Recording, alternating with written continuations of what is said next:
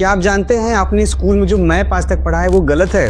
Map में Greenland को Africa के लगभग बराबर दिखाया जाता है, लेकिन रियलिटी में अफ्रीका ग्रीनलैंड से 14 गुना ज़्यादा बड़ा है। रसिया को अफ्रीका से बड़ा दिखाया जाता है, जबकि अफ्रीका रूस से 1.8 टाइम्स बड़ा है।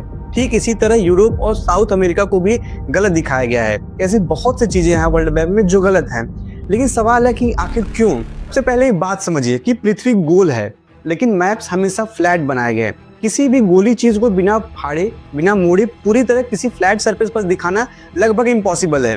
इसका मतलब है कोई भी वर्ल्ड मैप 100% सही नहीं हो सकता। 1569 में एक डच कार्टोग्राफर जेरार्ड मर्केटर ने समुद्री नाविकों के लिए एक नक्शा बनाया।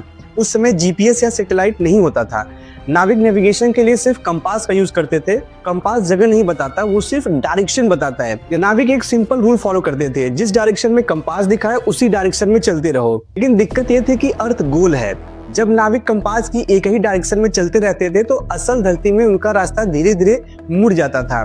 पुराने नक्शों पर वही रास्ता कर्व दिखता था, जबकि नाविक ये समझते थे कि वो स्ट्रेट जा रहे हैं। मर्केटर का आइडिया यहीं से आया। उसने रास्ते को नहीं बदला, बल्कि अर्थ को इस तरह स्ट्रेच किया कि कंपास की कांस्टेंट डायरेक्शन वाला कर्व रूप नक्शे पर स्ट्रेट लाइन बन जाए। इसीलिए नक्शे पर खींची गई हर स्ट्रेट लाइन असल में एक कंपास के डायरेक्शन को दिखाता है। इक्वेटर से पोल की ओर जाते हुए धरती की चौड़ाई धीरे धीरे कम हो जाती है, लेकिन मैप में लैटिट्यूड को सभी लाइंस को बराबर दूरी पर खींचा जाता है। इसका मतलब यह हुआ कि ऊपर की ओर मौजूद कम जमीन को जबरदस्ती ज्यादा जगह में फैलाना पड़ता है, और इसी वजह से पोल्स के पास की जगह नक्शे पर असल में कहीं ज्यादा बड़ी दिखाई देती है।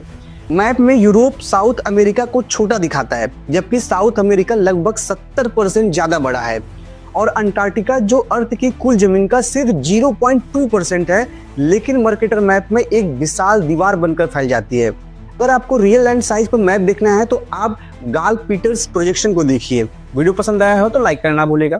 जय हिंद।